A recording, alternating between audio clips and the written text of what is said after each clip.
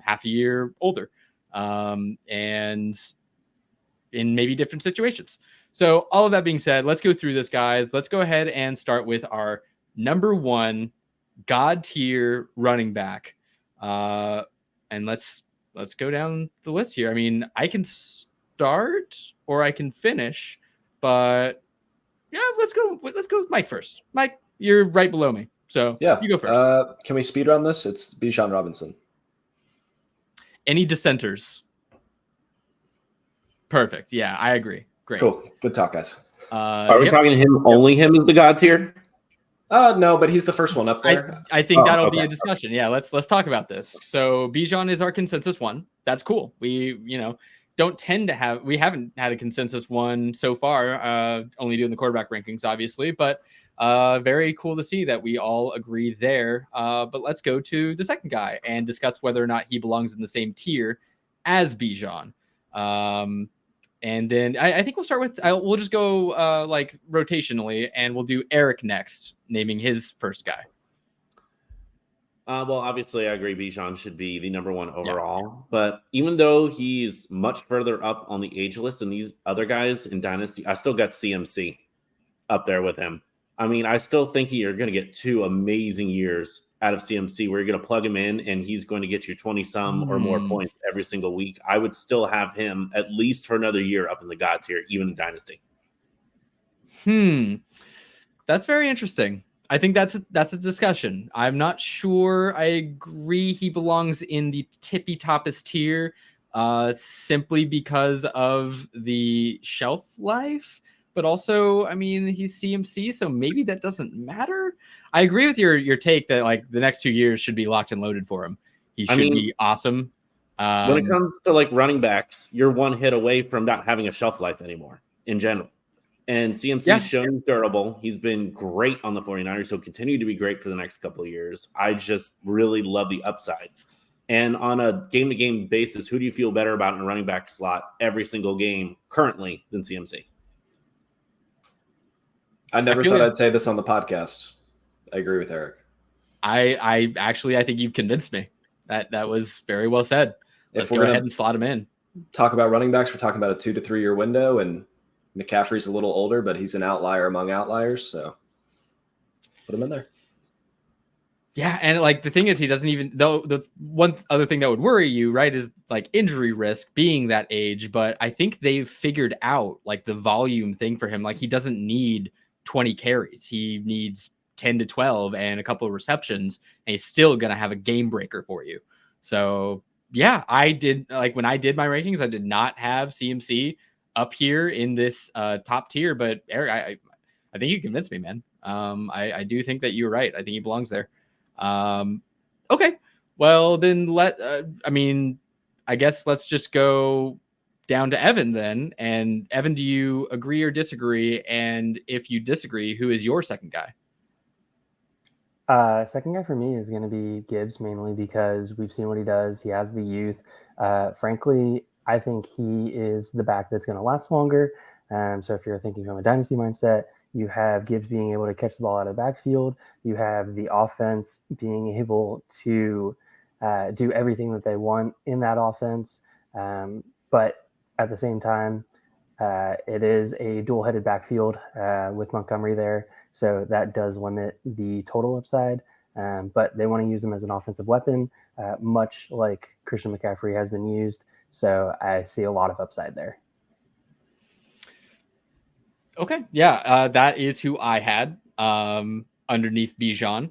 So I would agree with you there. Sounds like Mike does as well. Eric, you're not going to veto Jahmyr Gibbs in the God tier, are you? I'm okay with him being the very end of the God tier or very tippy top of the elite tier. He's right in the middle. And the only reason I'm saying that is just because the better version of Jonathan Stewart, David Montgomery, is also on that football team. We're still going with that bit, huh? That's a nice callback, actually. That's a nice callback. I appreciate that. Okay. Well, yeah, let's keep going through it, guys. Would you guys say this is where we drop to elite? Yeah, nope, this is it. One more. No. Mike, get out of here. This is it. I don't know. Hear me out. Yeah, okay. Go for it. Breece Hall. No. That is who is my next. No, just period. No. The offensive line is bad. There's one offensive weapon outside of him. Sure, he's getting Aaron Rodgers back next year, but Rodgers isn't going to be around for that much longer. He already has a significant knee injury, which is going to limit the trade value because people are going to remember that he had a significant knee injury. Mm-hmm. Okay, so with all of those things, he's the running back 9 this year, and he is 22 years old. Okay, and have you seen what he's done recently?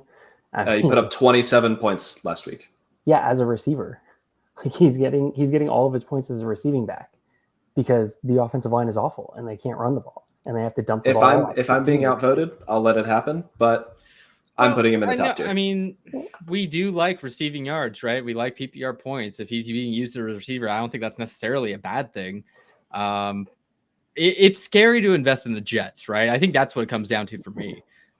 Is the Jets are just they seem very game to game and they never know what they're doing at quarterback. And we don't know how long Aaron Rodgers is going to last, even when he comes back, like during the season. He's coming back from an Achilles injury. Like usually with those kinds of injuries, Achilles and ACL, I always just expect the player to get injured again the next year in some way, because I feel like conditioning is off. You're like trying to rehab and also like condition yourself.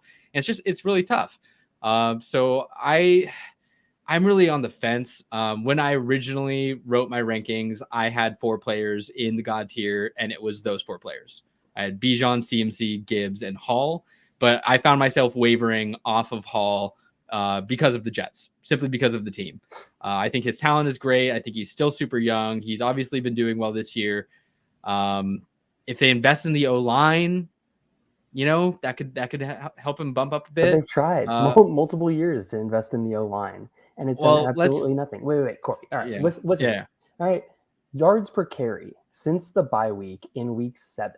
Okay, 1.4 against the Giants, 3.13 against the Chargers, 2.15 against the Raiders, 2.3 against Buffalo, 3.5 against Miami, 1.2 against Atlanta, and then he finally had a 4-yard per carry game this last game against Houston in pouring down rain. Do you play in yard per carry leagues or do you play in PPR leagues?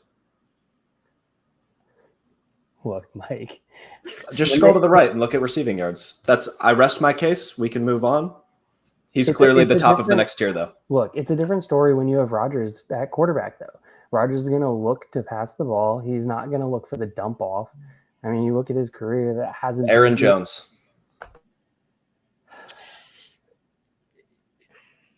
He's in the elite tier. Corey, put him in the elite tier and we're moving on.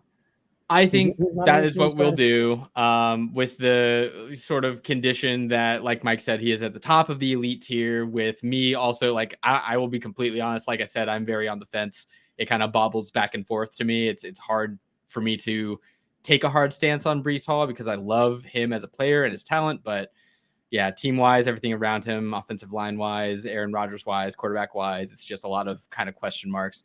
Let's go ahead and put him at the top of the elite with the condition that we know that Mike thinks that he belongs with the other top 4, and that I think it's a solid take to have. But I think Evan also raises some good points. Are we at least all Mike? I like that you just posted that yourself and then pinned it. That's very cute. I appreciate. Are we at least all in agreement that Breece Hall is God tier talent, and we're just very concerned about the situation? Are we in agreement with that or no? Yeah. Talent wise, yeah. I don't think that you can question the talent. As a receiver, like that's what we love to see, and he is doing it like really, really well.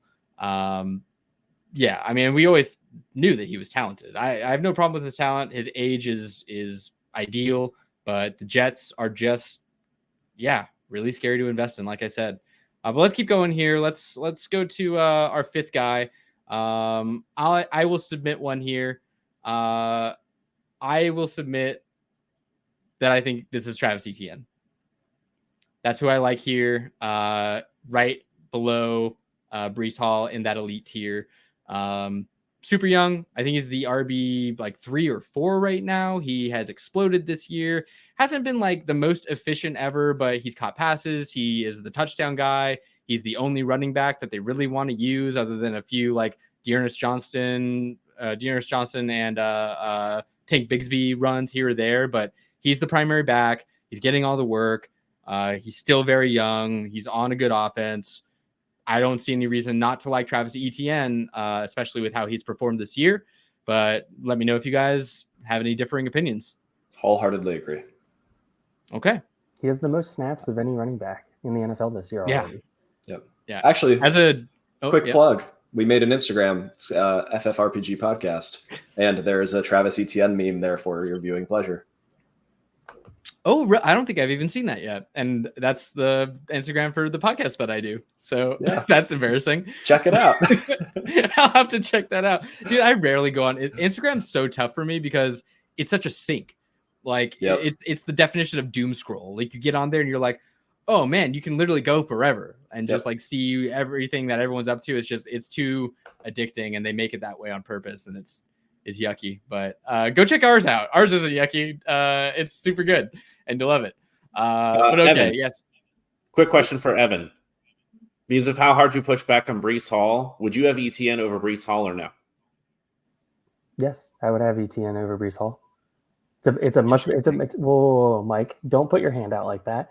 It's a better offense. He's getting the snaps. He's the sole source running back in that offense. It's been pretty clear what they want to do. He has a better finish right now too. He's putting up more points. I kind of like it. It's kind of a hottish take, but he's a better runner than Breece Hall is with that offensive line that he has. The offensive line is going to continue to get investments because they're going to want to protect their franchise quarterback, Trevor Lawrence, who has been underwhelming this year. Yes, Eric, he has been underwhelming. Accept it. Ooh, you're going to take that, Eric? That's your team. It's my guy. It's my quarterback. That's my quarterback. Man, Evan is spicy today. I love it. I love what Evan's spitting out. I actually wholeheartedly agree with Evan on ETN over Breece Hall, but he just had the stones to say it where I didn't. Yeah, I don't know. I don't think I do. I like the 2 years younger Breece Hall, I think, but it's a good argument. You might be able to convince me with enough time, but I'm not going to give you the time. Oh my God, this comment though. Ooh, how do you feel about that, Eric? Mike, you know how to ban people. You ban your friends all the time. Can you ban him? That is it right there. He is not elite. Oh, we're getting spicy tonight. I love it. Okay. Well, that being said, let's move on here. I nominated Travis Etienne, so let's go back down to Mike. Mike, this is the sixth guy. Let us know who you got and what tier they belong in. You're muted, buddy. I know. Chromebook isn't doing it for me. I'm going to put this guy in the same tier, and I think it's going to be fun. I'm not going to pick one you guys are going to agree with, hopefully. Devon Achane. He only needs a couple of touches a game to be electric. He's super young. He's super fast. He's not somebody that needs 20 touches a game, so I don't know. I'm intrigued. I'm enthused. Evan, I see you shaking your head. Go ahead. Well, I mean, Mike, for a long time, ever since he was at A&M, I've been touting Achane. I've been saying as soon as he gets a full off season here, he's going to be able to excel. He's going to be able to put on weight because he doesn't have to lose weight anymore for track season at A&M because he was a star track athlete at A&M. We know that he has the crazy long speed. He has the acceleration, the quick twitch muscles, all of that. Limited touches. That's my issue with him. Yeah, okay, he is okay. Let me put it this way: if it was a best ball and you're just starting him whenever he has his boom weeks, I would put him in this tier, Mike. I would agree. Otherwise, I think he needs to be knocked down because of Mostert still being there, because of the way McDaniels runs the offense. Typically, don't like to run the ball with one running back significant amount of touches. Yeah, he's going to get a couple of receptions out of the backfield and potentially break one. But you're hoping on that big play every single game from him. I agree. May I offer, it's not just that we're hoping for a boom week. In games that he's played, more than 10% of the snaps. He is the RB1, RB5, RB4, RB3, then RB24 this last week against the stout Tennessee defense. That sounds like you're not praying for a spike week. It sounds like you're playing him if he's healthy. I am If he's on healthy. Mike's side with this personally, Mhm. and I'll tell you why. All of what Mike has said being true, I also just think back to like, okay, we say limited touches. Who's he getting limited touches against? It's Raheem Mostert, who is going to be 32 next year. He had a miracle year where he didn't get seriously injured. At 32 years old, I just don't see that keeping up. We could very well. I mean, we look at the RB landscape with prospects coming out. The Dolphins aren't likely to get anyone that's going to be, contesting for any touches against Devon Achane. Devon Achane could be the overwhelmingly primary back next season. And if he is, oh my God, can you imagine Devon Achane with volume? It's going to be money. He's super young. He's absolutely electric. He's on the perfect offense. The only guy I had above him in my rankings was Jonathan Taylor, and I actually don't think I really think that. I think it's Achane. So yeah, I agree with Mike. Big Fantasy wants you to think that. We're here to tell you different. Yeah, I mean, Taylor is a little more sturdy, is what I was thinking. Like they have the capacity to put up like similar game breaker weeks, but I think Achane has the higher ceiling when I really think about it. And that's what I want with my young RBs is their ability to break a game open. So yeah, I'm with you, Mike. I like Corey, it. I'm going to take this second just to plug Bucky Irving. A lot of fun out of Oregon. Like he's Devon Achane light, He's a slightly lesser version Devon of him. Achane light? I thought Devon Achane was Devon Achane light. Evan, we'll do running back rankings in draft season. Come on, we got to move. We're 6 in. I like Bucky Irving. He's Oregon. Quack, quack. Go Ducks. There's no Braylon Allen. Okay, well, it's getting spicy. It's getting hot in here. So let's go ahead and I'll coordinate a effort to move on here to our 7th guy. And I believe that is Eric's nomination here. Eric, 7th guy. Who is it? Where does he belong in this tier list? I, at this point, think I hit a tier break. I think these top 6 are my top 6 in the God tier and elite. And then I think at the very top of, is that great? I feel like you have to put Jonathan Taylor here. I feel like he's right at the top of that. He's actually the same age as ETN. He still puts up numbers. He's on the field. He's sat out for a little bit. Then he got injured this year. So I don't think we've gotten to see him at full strength. But I still think he can put out top tier fantasy numbers. But I still wouldn't have him back in that elite God tier sort of area. Okay. I mean, like I said, that was who I was sort of contemplating being in Devon Achane's place. So I do agree with you. I still think Jonathan Taylor's awesome. Look, I mean, I don't really know what the future holds for him. It seems like the things like off-season drama has been smoothed out at this point. If he comes back to the Colts, is with Anthony Richardson. I think that offense is one that could very well explode with him as the focal point. So, I mean, I'm still in on Jonathan Taylor. I think he's still young enough to be an elite back. But I would defer to you and put him in great. But I think there's an argument to be made that he belongs in elite. But what do you guys think? Evan, Mike, do you have any opinions? He's a running back with a second contract. Yeah. That's big. Safe. He's safe. Yeah, very safe. Yeah, you know what's going to happen. The Colts offensive line is relatively good. They definitely have some maulers up front there. Anthony Richardson is going to be coming back, so he's going to be taking pressure off the running game. Going to be having somebody else that could potentially, fake it and just go for a bootleg and just take off on his own. So it's another guy that the defense maybe has to spy, for example, there to really look at. So I like it, but I can agree with the great category.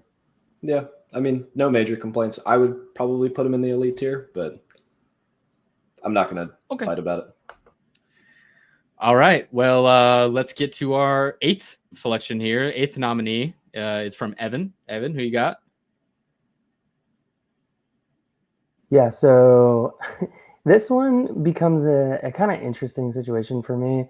I start thinking about the Saquons. I start thinking about the Josh Jacobs.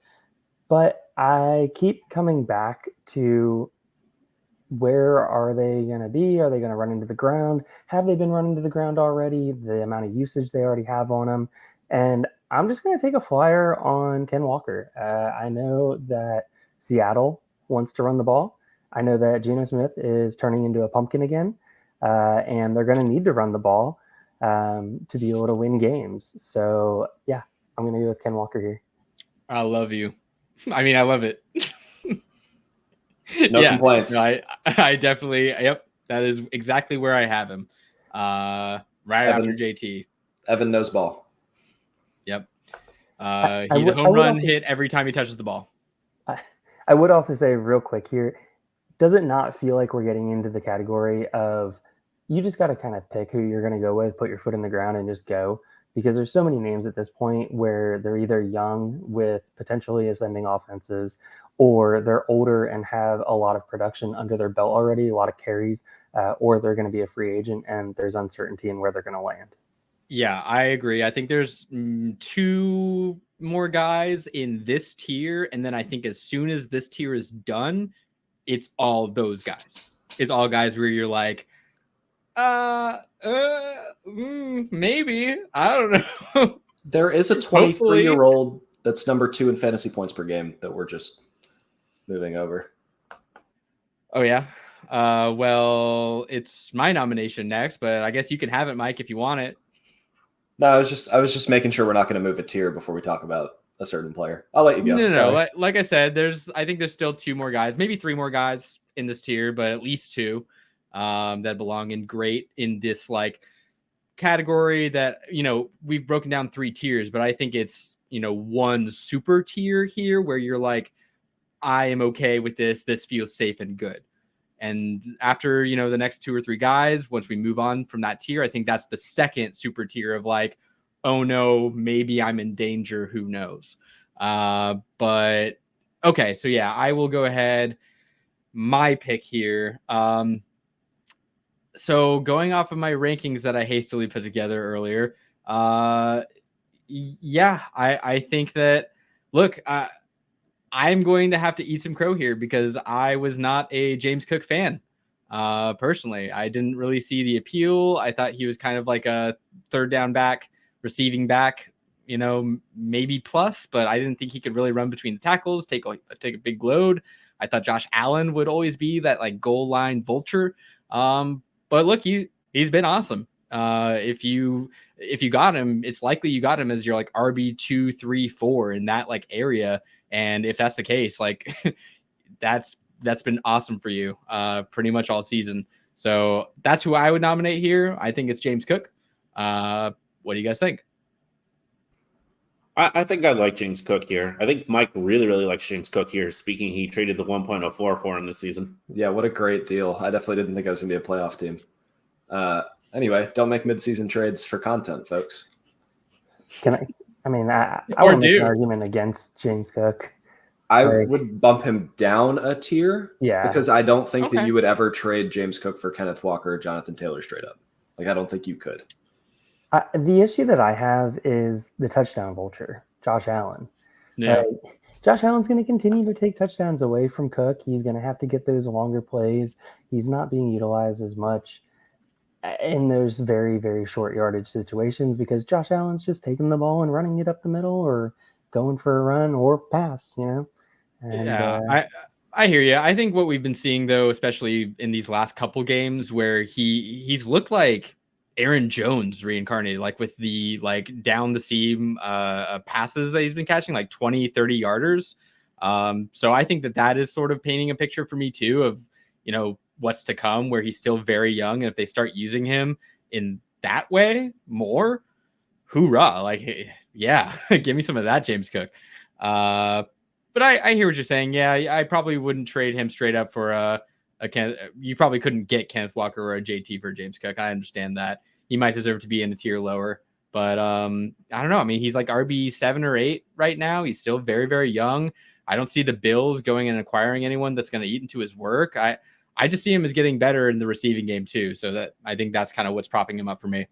But okay, well, whether or not you agree with him in that tier, I think he's around here nonetheless. But let's go ahead and go to Mike's pick here. who I have a feeling who it's going to be based on what you've previously said, but maybe you'll surprise me. Who knows? Who you got and where'd you go? Let's talk about a 23-year-old who is getting 99% of the workload in their offense. No, thank you. Their coach loves them. And they're the running back 2 in points per game. That sounds like an elite tier running back, right? If you take the name out of it, a 23-year-old that is producing RB2 in points per game is in the elite, if not the god tier. Yeah. Because it's Kyron Williams.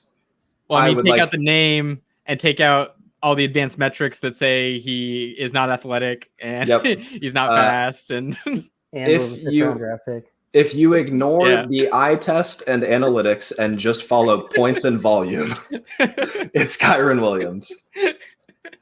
So my petition to you is that we put him in this tier, the 3rd tier, purely because you're looking at running back in a 1 and a 2 year window. And they added Zach Moss, or sorry, not Zach Moss. Wow, that just happened. Evan, who did they add? Zach Evans. That's how much he means to me. God. The Zach Evans that nobody thinks about unless he played Debbie. Oh my God. Can you guys imagine? Can you imagine Zach Moss on the Rams? Oh, he'd be filthy. But anyway, easily draft a running back in 4th, 5th round, and once again supplant Kyron because he's not good. So here's the thing: he's not athletic. His biggest plus coming out of college was his pass protection and his ability to be coachable. Sean McVay loves him for his pass protection and his ability to be coachable. I don't think he's a great running back. I think Sean McVay loves him, and I want a running back with opportunities.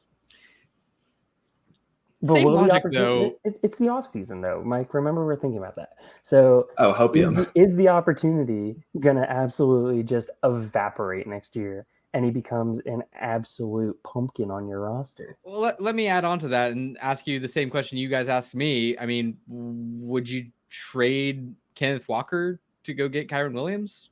Jonathan Taylor to go get Kyron Williams? I don't think so. I think I would trade. Yep. You know what? No, I don't think so. Get out of here, Mike. Nope, don't. No. Anybody have Kyron Williams in one of our leagues? I'll give you Kenneth Walker for him right now. I wish. I would gladly do that. All right. Sign me up. Heartbeat. Let's do it. I don't even think I own a single Kyron share. I have a league where I didn't think I was competing because my 3 running backs were Kyron Williams, Devon Achane, and DeAndre Swift. And now I have a 1st round bye. It's a wild world. Pretty awesome. Okay, well, I mean, that's actually just post that real quick. Yeah, I mean, is McVay going to be there long term? Great question. Good question. Well, I don't agree with that. Get that out of there. Nope. Hide. Yep. Everyone's injury prone until they're not. Okay, well, let's keep trucking here. Kyron Williams, we'll go ahead and put him in great. Let's go. Even though there's some dissenting opinion here, but I think if Mike is willing to trade a Kenneth Walker or to go get Kyron Williams, then that's, I mean, money where your mouth is. Let me see it, and then we'll lock that in. But let's go ahead and go to our next nomination. Eric, who do you got? Yeah, I'll speed it up a little bit. I'm a little bit on the edge of great to good with this guy, and I'd eat a little crow on it. I think Rachaad White should be at this spot right here. Whether it's right at the end of great or in the beginning of good, that's up for you guys to decide. But he's caught so many balls this year. The run has looked better than I thought. I don't think their line or quarterback play could be a ton worse than it is, which means I think he's only got upside from here. I actually really like his future prospects, and he's top 6 right now in points. Mm-hmm. I think. So only 24. I like Rachaad White. Yeah, I like it. I think that, I'll eat a little bit of crow too, but overall, I just think that the discussion that we had with Rachaad White and Isaiah Pacheco, the answer was Porque no los dos, because they've both been pretty good, like better than I think. In like the 10th round in a startup or something like that, because we argued over it on the team that we're all on together, and ended up working out great. I don't think it worked out great, but we did both. We had them both. Yeah, that is true. That is a true statement that you made. We also have the but no, I third think most points for in that league, and we're in like 10th. Devastating. We got so unlucky in that league. It's ridiculous. But I think the overall takeaway here is everyone was lower on Rashad White and Isaiah Pacheco, like, industry as a consensus than either Mike was with regards to Rashad White or Eric and I were with regards to Isaiah Pacheco, and we were all right. So I think that's the overall takeaway. But okay, so let's go ahead and land him there, and then let's move to Evan. Yeah, so I'm going to go with Javonte Williams. If you've actually watched some of the Bronco games, he's looked significantly better, and he looks like he's back. And then on top of it, it just looks like Sean Payton wants to use him. So you have all of these things going for him. I would put him in the same category as Rashad White and Kyron Williams and James Cook, because those are all players that I would trade for Javonte Williams. I still think all four of them are in the wrong tier, though. Yeah, I think we need to move all four of those down a tier. Thank you. Right. Wow, I think you're right. Agreeing on something. Look at this. I think it's you're right, because actually. James Cook is there, and it ruined it. Kyron Williams is in the elite tier, but disagree. You should have nominated him if you thought that, but I you did. nominated Von Achan. You said Achan instead when we were on elite tier. Move all four of them down, Corey. And then I'm also going to throw out here, because I'm going to take more time because I want to, Saquon Barkley, Josh Jacobs, and DeAndre Swift. All running backs that are free agents this coming off season. Do they all go in the same tier? Yeah, I had them all in the same tier. Okay. I think the four that are in the wrong tier and those four are all one big ugly tier. See, I think that it's more that Jonathan Taylor should probably be an elite. I think that's what's also kind of breaking the tiers. I think he should be an elite next to those four guys. And then I think Kenneth Walker, James Cook, Kyron Williams are a tier. And then I think the next tier is Rashad White, Javonte Williams. I'll accept that. Once again, Corey, you can want that, but you can be wrong. Like, that's okay. Well, everyone can be wrong, for sure. That's the fun. I mean, some people are better than others. Evan, I don't want to speak for you, but okay. Well, let's go ahead, and it's getting super feisty in here. I love it. I'll go ahead and we can do that though if we all agree. What was it for you? You said Jacobs, Saquon, Jacobs, and Swift. They're all free agent running backs.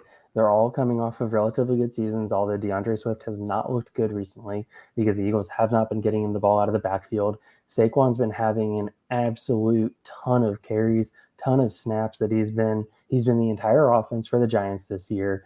Once again, he's a running back. He's probably not going to get the franchise tag again because that continues to drive up the price. Josh Jacobs is on a Raiders offense that finally he might be able to get off of because that offense is putrid. Am I crazy or is Saquon not on here? Am I just not seeing? Oh, there he is. I found him. Okay. I hear that. I mean, so the tier. Okay. So I feel like David Montgomery exists above this, right? No. Sorry. Okay. I mean, wrong. He's been pretty good. Eric other likes than to being say correct, and I like to say wrong. So you would have David Montgomery below Jacobs, Swift, and Barkley. Yes. I think I would too. Wherever those running backs sign, they have an opportunity to be the lead guy. David Montgomery's best case scenario is that he maintains his role, and that is best case scenario. So his role right now has been pretty good, though. But once again, I think by placing Gibbs where we have been placing Gibbs and where we are placing Gibbs, we're expecting a little bit of an expansion of his role, if not a larger expansion of his role, which I would assume comes away from Montgomery. So you have all of that taking into account as well. You're expecting Montgomery's snaps to diminish here. Okay.